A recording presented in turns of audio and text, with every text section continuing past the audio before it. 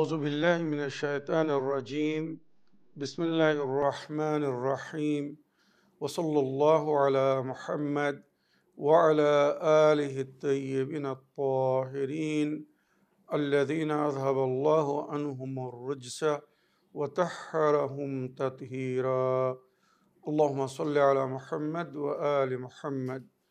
ولعنة الدائمة الباقية على أعدائهم ومنكر فضائلهم وغاصب حقوقهم أجمعين من يوم عداوتهم إلى قيام يوم الدين.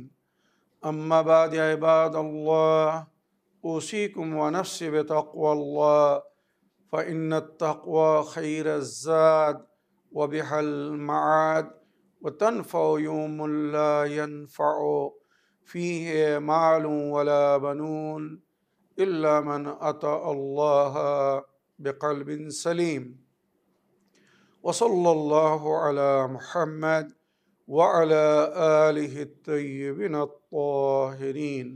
اللهم صل على محمد وآل محمد وعجل فرجهم।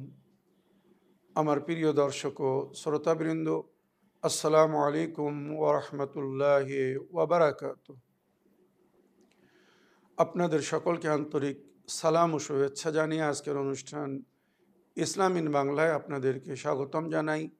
আশা করি আপনারা যে যেখানে আছেন ভালো আছেন, কুশল ও মঙ্গলে আছেন, সুখে থাকুন, শান্তিতে থাকুন, সমস্ত প্রকারের দুঃখ কষ্ট থেকে মুক্তিতে থাকুন।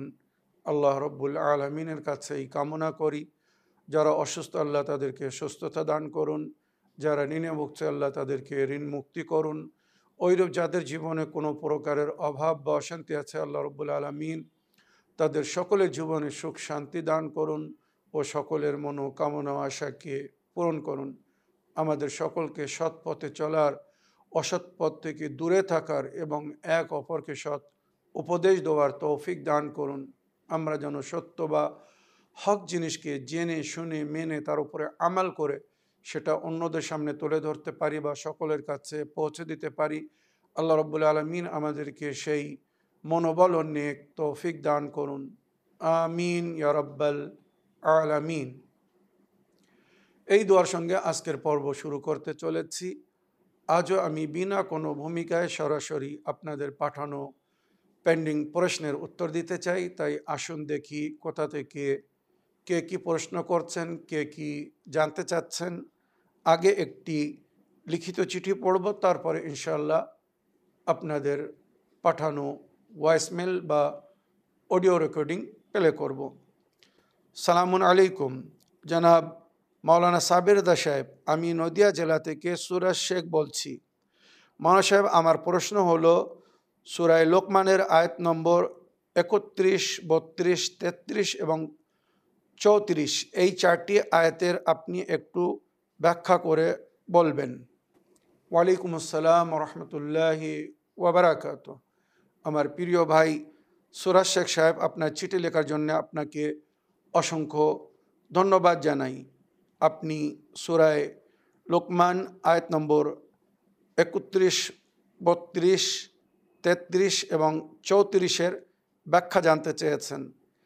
আমি তার একটি আয়াত আগে থেকে, মানে আয়াত নম্বর ৩০ থেকে বলতে চাই, যাহাতে এই আয়াতের ব্যাকগ্রাউন্ড বা যে উদ্দেশ্যে এই আয়াত অবতীর্ণ হয়েছিল আপনি বা আমার দর্শক বৃন্দরা বুঝতে পারেন।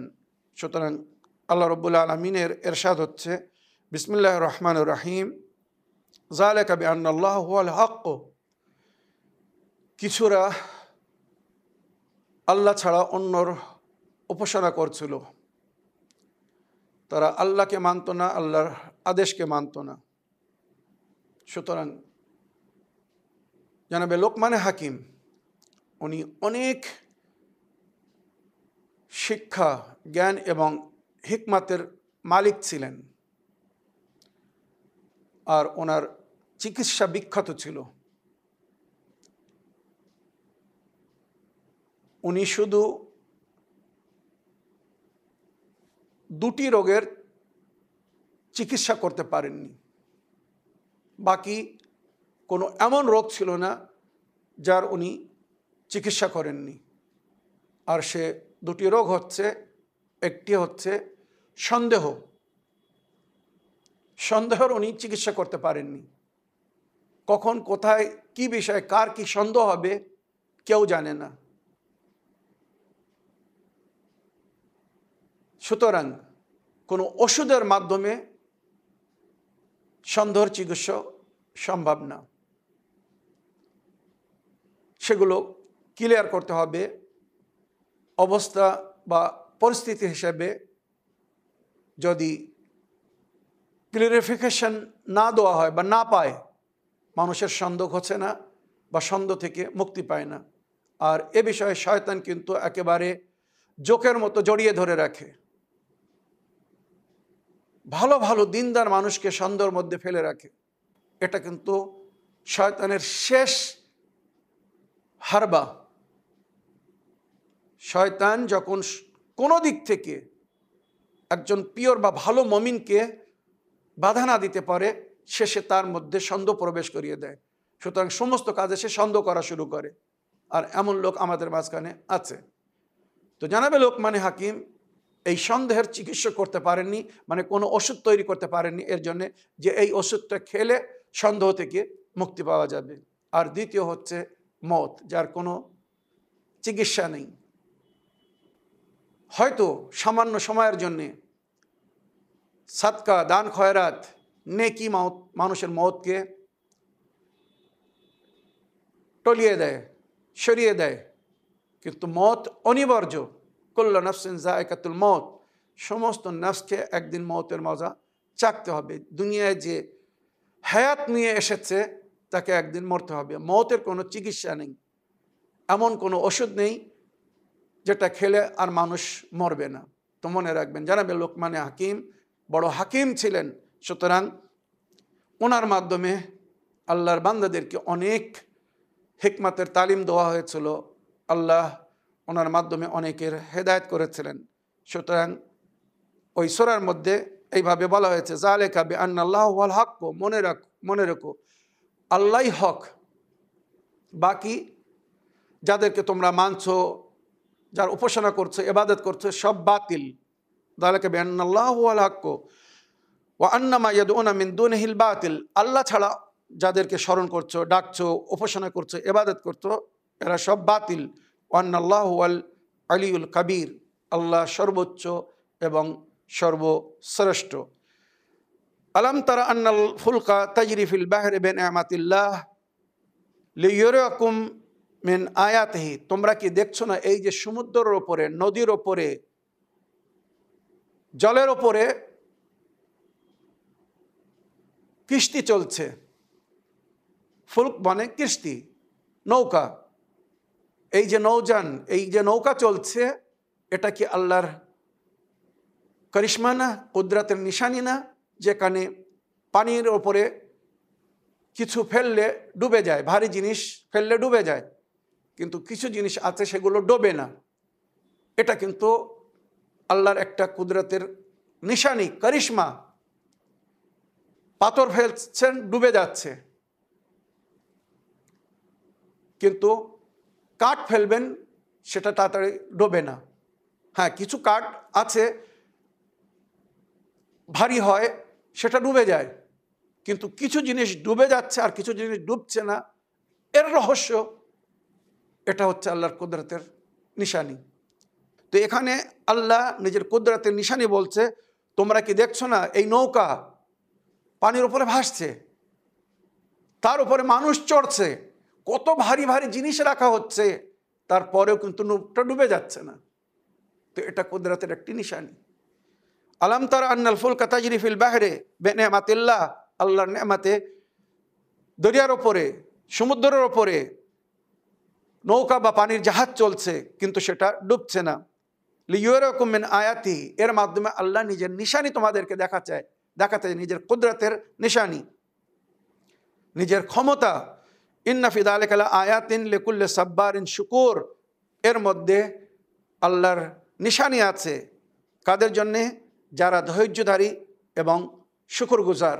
তারা জানে এই নদীতে যে নৌকার উপরে আমরা সওয়ার হয়েছি, আল্লাহ যদি চায় সমুদ্রের মাঝখানে গিয়ে সেটা ডুবিয়ে দিতে পারে, দরিয়ার মাঝখানে গিয়ে সেটা ডুবে যেতে পারে, তারপরেও কিন্তু ডুবছে না। ওয়াইদা গাশাহুম মাউজুন কাযুলালে দাউল্লাহ মুখলিসিন, যখন সমুদ্রের ঢেউর ওপরে ঢেউ ওঠে আর ওই ঢেউর মধ্যে যখন মানুষ ভেতরে চলে যায়, পানির মধ্যে চলে যায়, সেই সময় অন্তর থেকে তারা আল্লাহকে স্মরণ করে, দাউল্লাহ মুখলিসিন লাহুদ্দিন, আন্তরিকতার সঙ্গে আল্লাহকে স্মরণ করে ডাকে যে আল্লাহ এবারে একবার পানি থেকে আমাকে বাঁচিয়ে দিন, আমি যেন ডুবে না যাই, আমরা যেন বেঁচে যাই। দাউল্লাহ মুখলিসিন লাহুদ্দিন, আন্তরিকতার সঙ্গে আল্লাহকে ডাকে আর বলে যে আমরা এবার দিনের ওপরে চলবো, সঠিক জিনিসকে ফলো করব, শরীয়তকে মেনে চলবো, আল্লাহর হুকুমকে মেনে চলবো। ফালাম্মা নাজ্জাহুম ইলাল বাররে, কিন্তু যখন তাদেরকে আবার জমিনের উপরে আসার সুযোগ দেওয়া হয়, মাটির উপরে ফিরে আসে, ঘাটে নামে, ফামিনহুম মুক্তাসিদুন, এর মধ্যে কিছুরা আছে যারা আল্লাহর হুকুমকে অস্বীকার করে, অমান্য করে, ভুলে যায় যে বিপদের সময় কাকে স্মরণ করেছিল, কাকে ডেকেছিল, কে তাকে বাঁচিয়েছে, কার রক্ষা করেছে। হাদিসের মধ্যে উল্লেখ হয়েছে যে মানুষ যদি সমুদ্রের সফর করে, যারা আল্লাহকে মানে না, এবারে সমুদ্র বা দরিয়ার মাঝখানে তাদের কিস্তি, নৌকা বা জাহাজ যদি ভ্রমরে পড়ে বা এমন মনে হয় যে এবারে ডুবে যাবে, ভয়ঙ্কর ঢেউ আসছে, এমন মনে হয় যে এবার জাহাজ ডুবে যাবে, সেই সময় তারা বা তাদের অন্তর, তাদের বিবেক তাদেরকে বলে কেউ তো আছে, সে যদি চায় আমরা বেঁচে যাব। কোরআন ও হাদিস বলছে সেই শক্তির নাম হচ্ছে আল্লাহ। তিনি হচ্ছেন আল্লাহ যে ভ্রমরে বা ঢেউর মাঝখানে জাহাজ, নৌকাকে ডোবার থেকে বাঁচায়, নিজের বান্দার রক্ষা করে, তিনি হচ্ছেন আল্লাহ। তো এখানে রওয়ায়াত বলছে যে সমুদ্র থেকে বা নদী দরিয়া থেকে বাঁচার পরে কিছুরা আছে যারা এতেদাল পছন্দ করে, অর্থাৎ আল্লাহর নেয়ামতের শুকর করে যে আল্লাহ আমাদেরকে বাঁচিয়েছে, তো এবার আমরা আল্লাহর শুকর আদায় করব, নেকি করব, ভালো কাজ করব, যেটা আল্লাহ বলছেন সেটা মনে চলবো। আবার আছে কিছুরা যারা অস্বীকার করে আল্লাহর সেই কৃপার, তাদেরকে যে জীবন দান দিয়েছেন, পুনরায় বাঁচিয়েছেন, কৃতজ্ঞ জ্ঞাপন না করে কুফর করে। ওমা ইয়াজহাদু বিআয়াতিনা ইল্লা কুল্লা খাত্তারিন কাফুর, আল্লাহ বলছেন আমার নিশানির কেউ অস্বীকার করে না, অমান্য করে না, কিন্তু তারা যারা গদ্দার, যারা উপকারকে স্বীকার করে না, এরা হচ্ছে গদ্দার। তো আল্লাহ ওই বান্দাদেরকে গদ্দার বলেছে। আর নাশুকরা, কফুর মানে যারা আল্লাহর প্রতি কুফর করেছে, অস্বীকার করেছে, আল্লাহর নিয়ামতকে অস্বীকার করেছে, আল্লাহর কৃপা বা তার দয়া মায়াকে অস্বীকার করেছে। মনে রাখবেন সূরা লোকমান আয়াত নম্বর 32, এবারে 33 ও 34 শুনুন। ইয়া আইয়ুহান নাসু ইত্তাকু রাব্বাকুম, হে বিশ্বাসীগণ বা মানুষকে, সমস্ত মানুষকে বলা হচ্ছে ইয়া আইয়ুহান নাস ইত্তাকু রাব্বাকুম, এ মানব জাত, এ মানুষরা তোমরা আল্লাহর ভয় করো। ওয়াকশাউ ইয়াওমান লা ইয়াজি ওয়ালিদুন আন ওয়ালাদিহি ওয়ালা মাউলুদুন হুয়া জাদিন আন ওয়ালিদিহি শাইআ, সেই দিনের ভয় করো যেদিন না ছেলে বাপের কাজে আসবে, না বাপ ছেলের কাজে আসবে, কেউ কারোর কোনো প্রকারের সহযোগিতা করতে পারবে না বা কেউ কারোর কোনো প্রকারের সহযোগিতা করবে না, যা সেই নিজের বিষয়ে চিন্তা করবে। ইয়া নাফসিকা আলাম হোগা, যেটা আমি বহুবার বলেছি, এটা কখন? বিচারের দিন, হাসরের দিন, যে সিদ্ধান্তের পরে কেউ স্বর্গে যাবে, কেউ নরকে যাবে। তো সেই সময় সবাই নিজের নিয়ে চিন্তা করবে, কেউ নিজের নেকি অন্য কাউকে দেবে না, ছেলে নিজের নেকি বাপকে দিবে না, বাপ নিজের নেকি ছেলেকে দিবে না, মা নিজের নেকি মেয়েকে বা সন্তানকে দিবে না, সন্তানরা নিজের নেকি মা বাপকে দিবে না। সেই দিনের ভয় করুন। কোরআন বলছে ইয়া আইয়ুহান নাসু ইত্তাকু রাব্বাকুম, তোমরা নিজের প্রতিপালকের ভয় করো। ওয়াকশাউ ইয়াওমান লা ইয়াজি ওয়ালিদুন আন ওয়ালাদিহি, সেই দিনের ভয় করো যেদিন বাপ ছেলের কোনো লাভ দিতে পারবে না। ওয়ালা মাউলুদুন হুয়া জাদিন আন ওয়ালিদিহি, না কোনো সন্তান নিজের ছেলে নিজের বাপের মদত করতে পারবে। ইন্না ওয়াদাল্লাহি হাক্কুন, এটা আল্লাহর ওয়াদা, আর আল্লাহর ওয়াদা হক। ফালা তাগুররান্নাকুমুল হায়াতুদ দুনিয়া, এই দুনিয়ার রঙ্গিনী তোমাদেরকে যেন ধোঁকা না দেয়, মানে দুনিয়ায় যেন তোমরা উন্মাদ হয়ে যায় না, দুনিয়ার লাভ লালসায় যেন নিজের প্রতিপালককে, দুনিয়ার লোভ লালসায় নিজের প্রতিপালককে যেন ভুলিয়ে দিও না, নিজের আল্লাহকে যেন ভুলে যেও না। ওয়ালা ইগরন্নাকুম বিল্লাহিল গুরুর, আর আল্লাহর সম্পর্কে যেন কোনো অহংকার করো না যে আমরা বড়, আল্লাহর প্রয়োজন নেই। মনে রেখো, আল্লাহ ছাড়া কেউ গনি না। গনি মানে বেনিয়াজ, যার কোনো প্রয়োজন নেই, শুধু আল্লাহর কারোর প্রয়োজন নেই। আমরা যদি মানি তাও আল্লাহ আল্লাহ থাকবে, আর যদি নাও মানি তাও আল্লাহ আল্লাহ থাকবে, আমাদের প্রয়োজন নেই। হ্যাঁ, আমরা আল্লাহর প্রয়োজন রাখি। আল্লাহ যদি না চান আমরা এক সেকেন্ড, এক পাল বেঁচে থাকতে পারবো না। এক মুহূর্তের জন্য আমাদেরকে যদি নিজের অবস্থা ছেড়ে দেওয়া হয় আমরা শেষ হয়ে যাব। মনে রাখবেন, আল্লাহর কৃপা আমাদেরকে বাঁচিয়ে রেখেছে। নিঃশ্বাস ভেতরে যায় আর যদি বাইরে না আসে, কাহানি শেষ। বাইরে যায় আর যদি ভেতরে না নিতে পারি, কাহানি শেষ। মনে রাখবেন, তো না দুনিয়ার ধন দৌলতে অহংকার করো, না আল্লাহর বিষয়ে অহংকার করবে। গুরুর ঘামন্ড করবে না যে আমার কারোর প্রয়োজন নেই। মনে রাখবেন, আমরা বেঁচে আছি তার দয়ায়, তার মায়া, তার কৃপায়। ইন্নাল্লাহু ওয়া ইনদাহু ইলমুস সাআ, কিয়ামতের ইলম শুধু আল্লাহর কাছে। আল্লাহই জানে কবে কিয়ামত আসবে বা কবে কিয়ামত হবে। ওয়া ইউনাজ্জিলুল গায়সা, সেই আল্লাহ আমাদের উপরে রহমতের বর্ষণ করছেন, বৃষ্টিপাত হচ্ছে তারই আদেশে, তারই হুকুমে। ওয়া ইয়ালামু মা ফিল আরহাম, মায়ের গর্ভে কি আছে না আছে, কার সুলবে কি আছে না আছে আল্লাহ জানেন। ওমা তাদরি নাফসুন মাযা তাকসিবু গাদান, কেউ জানে না আগামী দিন তার কি অবস্থা হবে, তার পরিণাম কি, কিসে সঞ্চয় করবে, আল্লাহ ছাড়া আমাদের বিষয়ে কেউ জানে না। আমরা স্বয়ং নিজের সম্পর্কে জানি না আগামী দিনে আমাদের সঙ্গে কি হবে বা কি হতে পারে। ওমা তাদরি নাফসুন মাযা তাকসিবু গাদান ওমা তাদরি নাফসুন বিআইয়ি আরদিন তামুত, কেউ জানে না কোন জমিনে তার মওত হবে। যখন মওত আসে, না এক পা আগে যেতে যায়, না এক পা পিছনে হটতে যায়। তাই কোরআন বলছে, মওত আসার পরে এক কদম না কেউ আগে যেতে পারবে, না এক কদম পিছনে হটতে পারবে। যার মওত যেখানে লেখা আছে সে সেখানে মরবে।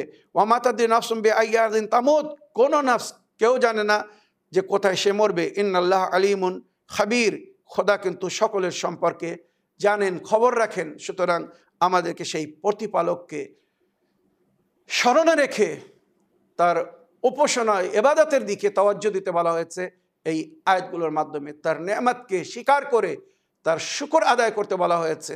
আর এই নামাজ আল্লাহর নেয়ামতের শুকরানা বা শুকর আদায় করার একটি পদ্ধতি, একটি তরিকা। এর পরেও যদি কেউ নামাজ না পড়ে তো সে আল্লাহর গদ্দার, নাশুকর বান্দা। তার পরিণাম কি হবে এই আয়াত আপনারা শুনেছেন। আশা করি আমার প্রিয় সুরাজ শেখ ভাই, আপনি আপনার প্রশ্নের উত্তর পেয়েছেন বা বুঝতে পেরেছেন যে এই আয়াতের মধ্যে আল্লাহ রাব্বুল আলামিন নিজের বান্দাদেরকে কি বলেছেন। এবারে একটি অডিও প্লে করি, দেখি কোথা থেকে কে কি বলতে চাচ্ছেন। আসসালামু আলাইকুম ওয়া রাহমাতুল্লাহি ওয়া বারাকাতুহু। ভাইজান, একটা প্রশ্ন। আমরা মওলা হোসেন আলাইহিস সালামের জিয়ারত করি, যেরকম ছোট ছোট জিয়ারত, গোসলের সময় হোক বা নামাজের সময় হোক, যে কোনো সময় জিয়ারত করা যায়, ছোট জিয়ারত। সেটা কি চক্ষু বন্ধ করে করা যাবে? নামাজে তো চক্ষু বন্ধ করা যায় না, জিয়ারত কি করা যাবে? চক্ষু বন্ধ করে জিয়ারত পড়লে কারবালার দৃশ্যটা চোখের নজরের সামনে এসে যায়, সেজন্য বলছি, আমাকে উত্তরটা দিবেন। আসসালামু আলাইকুম ওয়া রাহমাতুল্লাহি ওয়া বারাকাতুহু। ওয়ালাইকুম আসসালাম ওয়া রাহমাতুল্লাহি ওয়া বারাকাতুহু। আমার প্রিয় বোন, আপনার ভয়েসমেলের জন্য আপনাকে ধন্যবাদ জানাই। আপনি জানতে চেয়েছেন যে চোখ বন্ধ করে জিয়ারত পড়া যাবে কি না। ছোট ছোট জিয়ারত যেগুলো আমরা মুখস্থ করে রেখেছি বা হিফজ হয়ে আছে, যদি কেউ জিয়ারত করার সময় চোখ বন্ধ করে নিজের থার্ড আই বা তৃতীয় নেত্রের মাধ্যমে কারবালাকে দেখতে চায়, বা যে নবী বা ইমামের জিয়ারত করছে, তার পবিত্র সমাধিকে, তার জীবনকে নিজের থার্ড আইয়ের সামনে, তৃতীয় নেত্রের সামনে রেখে যদি জিয়ারত করতে চায় তো জিয়ারত করতে পারবে কি না। অনেক সময় চোখ বন্ধ করে আমরা যখন ধ্যান দিই বা ধ্যান করি তো আমাদের বিবেকের নজর বা দৃষ্টির সামনে সেই সমস্ত জিনিস এসে যায়। তখন জিয়ারত পড়তে হয়তো আরও আন্তরিকতা বৃদ্ধি পায়। নিশ্চয়ই আপনি এটা করতে পারবেন, কোনো অসুবিধা নেই। নামাজে চোখ বন্ধ করে নামাজ পড়তে এই জন্য নিষেধ করা হয়েছে যে যদি আপনি নামাজ সময় চোখ বন্ধ করে নামাজ পড়েন আর সেই সময় যদি কোনো পোকামাকড়, সাপ বা কোনো শত্রু এসে আপনার উপরে আক্রমণ করে আঘাত করে, আপনি হয়তো নিজেকে বাঁচাতে পারবেন না। শরিয়াতে যেখানে নামাজকে ফরজ করা হয়েছে সেখানে এটাও বলা হয়েছে যে নামাজের অবস্থায় যদি কোনো দুশমন তোমার উপরে আক্রমণ করে আর তুমি নিজের নাফসের যদি রক্ষা করতে পারো ওই জায়গাকে ছেড়ে, তো নামাজ ছেড়ে নিজের নাফসের রক্ষা করো। বা কোনো পোকামাকড়, সাপ আসছে তোমার দিকে কামড়ানোর জন্যে, তুমি যদি দেখো ওখান থেকে নামাজ ছেড়ে সরে যাও যাতে তোমাকে না কামড়াতে পারে। এগুলো শরিয়াতে কিন্তু অনুমতি দেওয়া হয়েছে। যারা শরিয়তের সংবিধান জানে, জ্ঞান রাখে, তাদের কাছে জিজ্ঞাসা করতে পারেন। তো ওই জন্যে চোখ বন্ধ করে নামাজ পড়াকে মকরু বলা হয়েছে, হারাম না। নামাজ বাতিল হবে না কেউ যদি চোখ বন্ধ করে নামাজ পড়ে। নিজের আন্তরিকতা বা ধ্যানকে আরও সুন্দর করার জন্যে অনেক সময় এটা প্র্যাকটিক্যাল হয়। কিন্তু যদি কোনো কারণে আপনি চোখ বন্ধ করে নেন বা চোখ বন্ধ হয়ে যায়, কিছুক্ষণ পরে খুলুন, বারবার চোখ খুলে দেখুন। পুরো নামাজটা কিন্তু চোখ বন্ধ করে পড়বেন না, এটা কিন্তু শরিয়াতে মকরু বলা হয়েছে। তবে জিয়ারত পড়ার সময় আপনি যদি চোখ বন্ধ করে মুখস্থ জিয়ারত পড়তে চান পড়তে পারবেন, কোনো অসুবিধা নেই। আশা করি আপনার প্রশ্নের আপনি উত্তর পেয়েছেন। আগের প্রশ্ন নিই। আসসালামু আলাইকুম হুজুর, আমার একটা সওয়াল।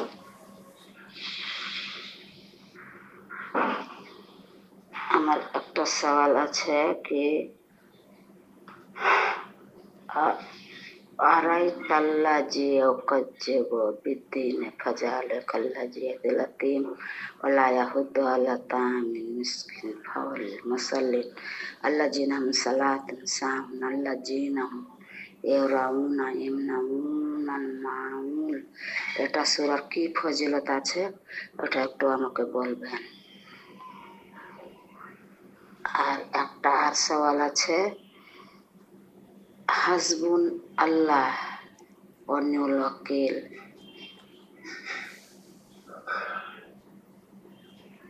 আর হাকমুল আল্লাহ নি'মাল ওয়াকিল এটা কি? এটা কখন বলতে হবে আর কি বললে কি ফায়দা আছে এটা একটু বলবেন। আসসালামু আলাইকুম রহমতুল্লাহ। ওয়ালাইকুম আসসালাম রহমতুল্লাহি ওয়া বারাকাতুহু। আমার প্রিয় খালামা, আপনার ওয়াইসমেলের জন্যে আপনাকে ধন্যবাদ জানাই। আপনি সূরা মাউনের ব্যাখ্যা ও ফজিলত জানতে চেয়েছেন। সূরা মাউন পবিত্র কোরআনের বর্তমান সূচি বা তালিকা হিসাবে 107 নম্বর সূরা, মনে রাখবেন। আর অবতীর্ণ হিসাবে এটা 17 নম্বর সূরা, মক্কায় অবতীর্ণ হয়েছিল। 30 পারায় এই সূরাটি। এই সূরার মধ্যে টোটাল 7টি আয়াত, 25টি শব্দ ব্যবহার হয়েছে, 114টি অক্ষর ব্যবহার হয়েছে। এবারে আপনি এই সূরা কি বিষয়ে নাজিল হয়েছিল আর এর ফজিলত বা এর বরকত বিষয়ে জানতে চেয়েছেন। তো এই সূরার আমি আগে তর্জমা করছি। তার আগে শুধু একটা কথা বলি, এই সূরা এজিদের দাদা নিন্দায় অবতীর্ণ হয়েছিল।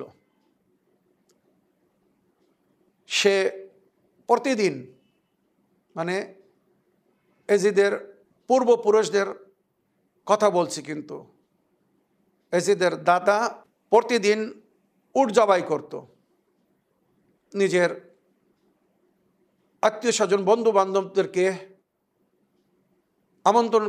নিমন্ত্রণ করে হৈ হুল্লাড়ের সঙ্গে পানাহার করত, নিজের ক্ষমতার প্রদর্শন করত। একদিন এক এতিম বাচ্চা আসে, পানাহারের দাবি করে, চায়, তাকে ধাক্কা দিয়ে ওখান থেকে তাড়িয়ে দেয়। গরিবের কোনো সম্মান ছিল না তার নজরে, ধনীদেরকে নিয়েই রহস্য করত। তাই তার নিন্দায় আল্লাহ রাব্বুল আলামিন নিজের নবীকে এই সূরা দিয়েছিলেন। সুতরাং এবারে আমি সূরার তর্জমা করব, তারপরে তার পড়ার ফজিলত বলবো। বিসমিল্লাহির রহমানির রহিম। আরাআইতাল্লাযী ইউকাযযিবু বিদ্দীন, এই নবী, আপনি কি তাদেরকে দেখছেন না যারা আল্লাহর দিনের অস্বীকার বা অমান্য করছে? এখানে দিন মানে নবীর দিন বা আল্লাহর দিন বা নবীর শরিয়ত তারা মানত না। যেখানে শরিয়তে বলা হয়েছে গরিবদের পানাহার করো, অসহায়দের মদত করো, যারা দুস্থ বা কষ্টের মধ্যে জীবনযাপন করছে, তোমাকে যদি আল্লাহ নেয়ামত দিয়ে থাকে, তোমার প্রয়োজন পুরো হওয়ার পরে তাদের খেয়াল করো, তাদেরকে দাও। এমনও অনেক হাদিসের মধ্যে উল্লেখ হয়েছে, তুমি যদি নিজের প্রয়োজন থাকার পরেও অন্যদেরকে দাও, তাদের প্রয়োজনকে পুরো করো, তা আল্লাহ তোমার এই নেকির সওয়াব 10 গুণ বৃদ্ধি করে দেবে।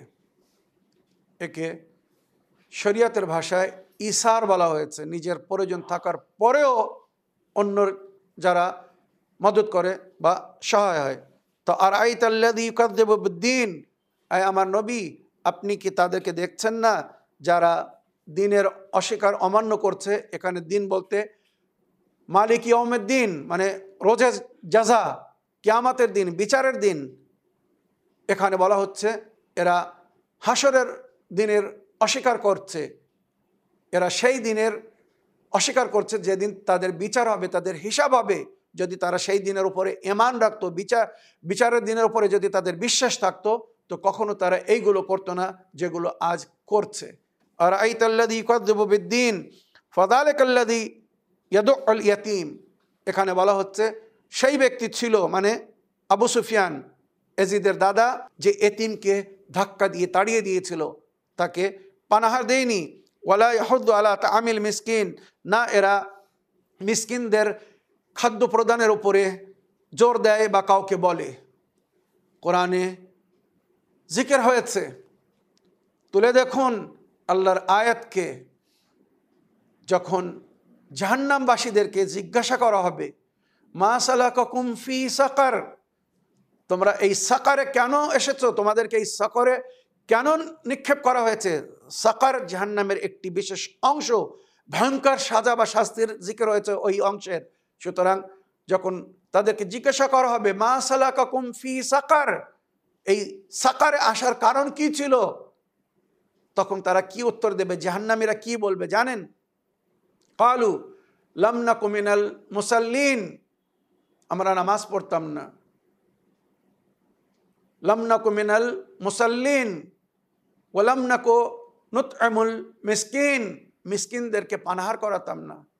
ওয়া কুন্না নাখুযু মা'আল খায়িজিন, বেকার অসভ্য অবাধ্য লোকদের সঙ্গে ওঠা বসা করতাম, যারা দুনিয়ার কাজে মগ্ন ছিল, ব্যস্ত ছিল, আল্লাহকে ভুলিয়ে দিয়েছিল, আল্লাহকে স্মরণ করতো না, ইবাদতের সময় ইবাদত করতো না, উপাসনা করতো না, নিজের কাজে ব্যস্ত থাকতো, দুনিয়ার কাজে ব্যস্ত থাকতো, আমরা তাদের সঙ্গে ওঠা বসা করতাম বলে আজ তাদের সঙ্গে আমাদেরকেও জাহান্নামে নিক্ষেপ করা হয়েছে।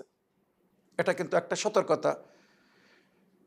ওয়ালা ইয়াহুদ্দু আলা তাআমিল মিসকিন, মিসকিনদেরকে যে পানহার দেওয়ার জন্যে অন্যদেরকে আকর্ষিত করতে বলা হয়েছে, উৎসাহিত করতে বলা হয়েছে, আগ্রহিত করতে বলা হয়েছে, তারা সেটা করতো না।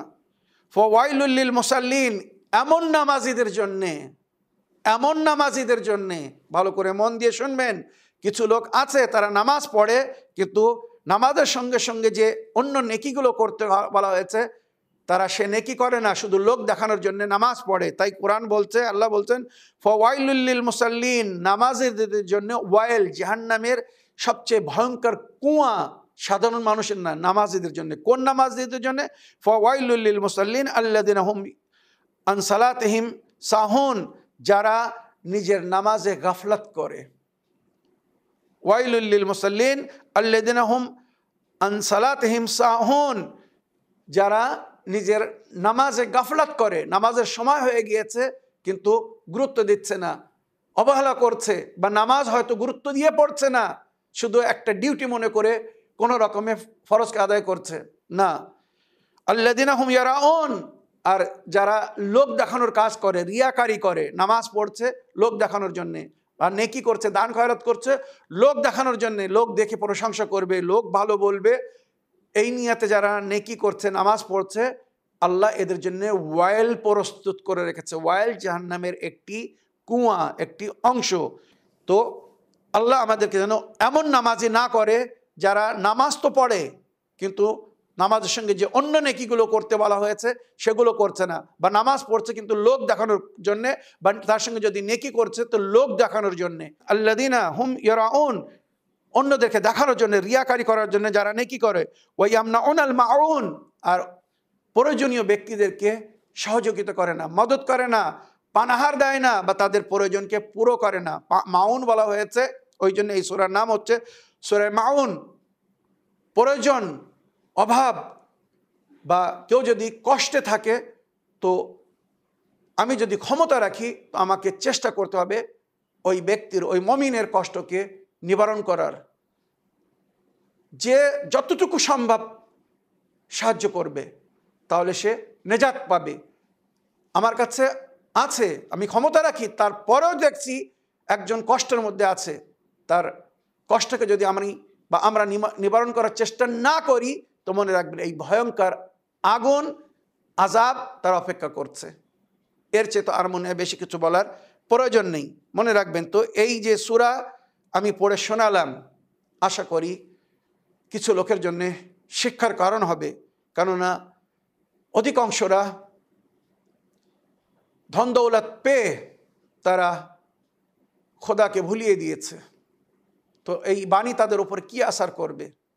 যদি আল্লাহ তাদের হেদায়েত করে তো তারা হেদায়েত পাবে, আর তাছাড়া হয়তো তাদের হেদায়েত সম্ভব হবে না। তবু আমরা চেষ্টা করছি মানুষকে সঠিক জিনিস জানানোর, সৎপথ দেখানোর, সত্যর দিকে, হকের দিকে আমন্ত্রণ জানাচ্ছি। জানি না কবে আল্লাহ কার অন্তরকে নরম করে দেবে আর সে সঠিক জিনিসকে গ্রহণ করে নেবে, সঠিক পথের পথিক হয়ে যাবে, সঠিক জিনিসকে জেনে শুনে মেনে তার উপরে আমাল করবে। আল্লাহ সকলকে নেক তৌফিক দান করুন। এবারে এই সূরার ফজিলত যেটা আমি বলতে চাই বা আমার খালামাত जानते চেয়েছেন, पैगम्बर अकरम सल्लल्लाहु अलैहि वसल्लम से मनक़ूल है कि जो भी इशा के बाद सूरह माउन की तिलावत करे अल्लाह ताला उसे बख्श देगा। इशा नामाज़ের পরে যদি কেউ সূরা মাউনের तिलावत করে তো আল্লাহ তার গুনাহকে ক্ষমা করবেন, और सुबह के अजान तक उसकी हिफाजत करेगा। अल्लाह সকালের আজান পর্যন্ত তার হেফাজত করবেন, মানে সে ব্যক্তি ক্ষতিগ্রস্ত হবে না। इमाम जाफर सद्दक़ अलैहिस्सलाम से मनक़ूल है कि जिसने नमाज असर के बाद सूरह माउन की तिलावत की वो अगले दिन असर तक अल्लाह के हिफ्ज़ अमान में रहेगा। আসরের নামাজের পরে কেউ যদি সূরা মাউনে তেলাওয়াত করে তো তার পরের দিনের আসর পর্যন্ত সে আল্লাহর নিরাপত্তায় থাকবে, আল্লাহ তার সিকিউরিটি প্রদান করবে, আল্লাহর হিফজ আমানে থাকবে, সে সমস্ত প্রকারের বালা মুসিবত বা ক্ষতিগ্রস্ত হওয়া থেকে বেঁচে থাকবে, মুক্তিতে থাকবে। और एक रवायत में मुनक़ुल है कि वाजिब और मुस्तहब नमाज़ों में इस सूरत को पढ़ने से उस शख्स की नमाज रोज़े अल्लाह के यहाँ कबूल होने का बाइस बनता है और उसके दूसरे उमूर का हिसाब नहीं होता है। যদি কেউ ফরজ নামাজে বা মুস্তাহাব নামাজে এই সূরা তেলাওয়াত করে, সূরা মাউনের তেলাওয়াত করে, তো আল্লাহ রাব্বুল আলামিন তার নামাজ রোজাকে কবুল করবেন এবং তার অন্য আমালের যদি সে কোনো প্রকারের ভুল করে থাকে তো তার হিসাব করবেন না। তার মানে এটা একটি বকশিসের জরিয়া হবে, তাকে ছুট দেওয়া হবে যে ব্যক্তি ফরজ বা নফল নামাজে এই সূরার তেলাওয়াত করবে। তো আমার প্রিয় খালাম্মা, এই যে সূরার ফজিলত বললাম, আশা করি এটা শুনে আপনি শান্তি পেয়েছেন বা খুশি হয়েছেন। এবারে আপনি একটি বিরদ বা আয়াতের বরকত বা ফজিলত বা পড়লে কি হবে আপনি জানতে চেয়েছেন। আর সে আয়াতটি হচ্ছে হাসবুনাল্লাহু ওয়া নি'মাল ওয়াকিল। এটা পড়লে কি হবে আর বরকত কি? তো রওয়ায়াতের মধ্যে যেটা উল্লেখ হয়েছে, হাসবুনাল্লাহু ওয়া নি'মাল ওয়াকিল সব সময় বিরদ পড়তে বলা হয়েছে। হাসবুনাল্লাহু ওয়া নি'মাল ওয়াকিল, আমার জন্যে বা আমাদের জন্যে আল্লাহই যথেষ্ট, আর সেই আল্লাহ আমাদের ওয়াকিল। ওয়াকিল কোর্টে নিজের মক্কেলের তরফ থেকে ডিফেন্স করে, তাকে বাঁচানোর চেষ্টা করে, ওই জন্যে ওকে ওকিল বলা হয়। আল্লাহ যদি আমাদের ওকিল হয়ে যান, কেউ আমাদের ক্ষতি করতে পারবে, কষ্ট দিতে পারবে, আঘাত করতে পারবে? কখনো না। আল্লাহ নিজেই ওয়াদা করেছেন, তোমরা আমার উপরে বিশ্বাস রাখো। ওয়া মাইয়াত্তাকিল্লাহ ইয়াজআল লাহু মাখরাজান, যে আল্লাহর ভয় করে চলে আল্লাহ তার রাস্তাকে আসান করে দেন। ইয়াজআল লাহু মাখরাজান ওয়া ইয়ারযুকু মিন হাইসু লা ইয়াহতাসিব, এমন জায়গা থেকে তাকে রুজি দান করে যেটা তার ধারণায়ও থাকে না। ওয়া মান ইয়াতাওয়াক্কাল আলাল্লাহ ফাহুয়া হাসবুহ, যে আল্লাহর উপরে বিশ্বাস রাখে, ভরসা করে, সেই আল্লাহই তার জন্যে যথেষ্ট। তো এই বিরদ বা এই আয়াতে বলা হচ্ছে হাসবুনাল্লাহু ওয়া নি'মাল ওয়াকিল, আল্লাহই আমাদের জন্য যথেষ্ট, আর সে আমাদের কত সুন্দর ওয়াকিল, আমাদের রক্ষাকারী, আমাদের বাঁচানোওয়ালা। আল্লাহই আমাদেরকে বাঁচিয়ে রেখেছেন বলে আমরা বেঁচে আছি। তো এই আয়াত বা এই বিরদ সবসময় পড়তে বলা হয়েছে। যদি ফরজ নামাজের পরে, নফল নামাজের পরে বা যে কোনো সময় পড়া হয় তো ওই ব্যক্তি আল্লাহর হেফাজতে থাকে, তার আল্লাহ রুজিতে বৃদ্ধি করে দেয়, বালা মুসিবত থেকে রক্ষা পায়, শত্রুর হাত থেকে মুক্তি পায়, সংকট থেকে উদ্ধার পায়। বা আরও এই আয়াতের বা এই বিরদের অনেক ফজিলত বলা হয়েছে। আর সময়ের অভাবে আমি আর এর চেয়ে তো বেশি বলতে পারছি না। আশা করি আমার প্রিয় খালামা আপনার প্রশ্নের আপনি উত্তর পেয়েছেন। আসুন আগের একটি চিঠি পড়ি, দেখি কোথা থেকে কে কী লিখছেন, কে কী জানতে চাচ্ছেন। সালামুন আলাইকুম, হুগলি চকবাজার থেকে মোহাম্মদ জিয়াউল মণ্ডল লিখছি। সমাজে প্রচলন আছে যে নবী করিম সাল্লাল্লাহু আলাইহি ওয়া আলিহি ওয়াসাল্লামের কাছে মদিনার ইহুদি আলেমরা 3টি প্রশ্ন করেন।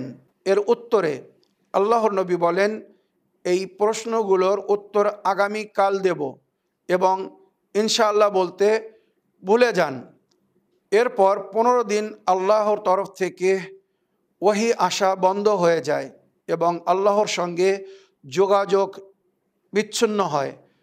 আমার প্রশ্ন, এই ঘটনা কতটা সত্য এবং যুক্তিসঙ্গত? যদি সত্যি হয় তাহলে পরবর্তীকালে কি নবী সাল্লাল্লাহু আলাইহি ওয়াসাল্লাম ওই 3টি প্রশ্নের উত্তর দিতে পারেননি? ওয়ালাইকুম আসসালাম ওয়া রাহমাতুল্লাহি ওয়া বারাকাতুহু। আমার প্রিয় ভাই, সমাজে কিছু এমন গুজব বা বিবেক যেটাকে কখনো মেনে নিতে পারে না, গ্রহণ করতে পারে না, এমন জিনিস অশিক্ষিত অজ্ঞান ব্যক্তিরা ছড়িয়ে রেখেছে। নবী করিম সাল্লাল্লাহু আলাইহি ওয়াসাল্লাম নিজের জীবনে কোনো কাজ তো দূরের কথা, কোনো কথা বলতেন না। কোরআন বলছে, ওয়ামা ইয়ানতিকু আনিল হাওয়া ইন হুয়া ইল্লা ওয়াহয়ুন ইউহা। যতক্ষণ নবীর ওপরে ওয়াহী নাজিল না হতো নবী কোনো বার্তালাপ করতেন না, কিছুই বলতেন না। সেই নবী কি করে ভুলে যেতে পারেন, যিনি সবসময় আল্লাহর জিকিরে ব্যস্ত থাকতেন, আল্লাহকে স্মরণে রাখতেন? নবী আমাদের মতো সাধারণ মানুষ ছিলেন না। আল্লাহ যাকে নিজের উম্মতের হেদায়েতের জন্য নিযুক্ত করেছেন, সেই আল্লাহ কখনো নিজের নবীকে ভোলেননি, আর নবীও নিজের দায়িত্বকে কখনো ভোলেননি। এর আগে নবীকে বলা হয়েছিল যে আপনি যখনই কোনো ওয়াদা করবেন, কোনো কাজ করতে চাবেন, ইনশাআল্লাহ বলে অঙ্গীকার করবেন, ওয়াদা করবেন বা কাজ করবেন বা প্রতিশ্রুতি দিবেন। আল্লাহ আপনার সহায় আছে, আপনার চিন্তার কোনো প্রয়োজন নেই। এক মুহূর্তের জন্য আল্লাহ নিজের নবীকে ভোলেননি বা নবী নিজের আল্লাহকে ভোলেনি। এটা নবীর অপমান যদি কেউ বলে যে 15 দিন পর্যন্ত নবীর সঙ্গে আল্লাহর সঙ্গে কোনো সম্পর্ক ছিল না। আয়াজুবিল্লাহ সুম্মা আয়াজুবিল্লাহ, নবী 15 দিন নামাজ পড়েননি, নবী 15 দিন আল্লাহর জিকির করেননি, আল্লাহ কি সেটা শুনেনি? নবী নামাজ যদি পড়ে থাকেন তো আল্লাহর সঙ্গে কোনো সম্পর্ক হয়নি? যেখানে বলা হয়েছে আসসালাতু মেরাজুল মুমিন, নামাজ মুমিনের মেরাজ। নামাজ পড়া মানে আল্লাহর সঙ্গে একটি সম্পর্ক গড়া, আল্লাহর সঙ্গে কথা বলা। যেটা মাওলা আলী আলাইহিস সালাম বলেছেন, যখন আমার মন চায় আমি আল্লাহর সঙ্গে কথা বলবো তো আমি নামাজ পড়ি, আর যখন আমার মন চায় আল্লাহ আমার সঙ্গে কথা বলুক আমি কোরআন পড়ি। কেননা কোরআন আল্লাহর ভাষা, আল্লাহ কোরআনের ভাষায় নিজের বান্দাদের সঙ্গে কথা বলেছে, আর আমি নামাজ পড়ি আমার প্রতিপালকের সঙ্গে কথা বলার জন্য। তো নবী কি 15 দিন নামাজ পড়েননি? নবী কি 15 দিন আল্লাহর উপাসনা করেনি, ইবাদত করেনি? যে নবী জীবনের এক পাল আল্লাহকে কখনো ভোলেনি, সেই নবী কি করে ভুলে যেতে পারেন? এটা পরিপূর্ণ মিথ্যাচার, এটা পরিপূর্ণ ভুল কথা। নবী করিম সাল্লাল্লাহু আলাইহি সাল্লাম কখনো নিজের আল্লাহকে ভোলেননি বা আল্লাহও নিজের নবীকে ভোলেননি বা বলতে দেননি। আশা করি আপনার প্রশ্নে আপনি উত্তর পেয়েছেন। এই বলে আমার আজকের বক্তব্য এখানে শেষ করলাম। ওয়া আখিরু দাওয়ানা আনিল হামদুলিল্লাহি রাব্বিল আলামিন। ওয়াসসালামু আলাইকুম ওয়া রাহমাতুল্লাহি ওয়া বারাকাতুহু।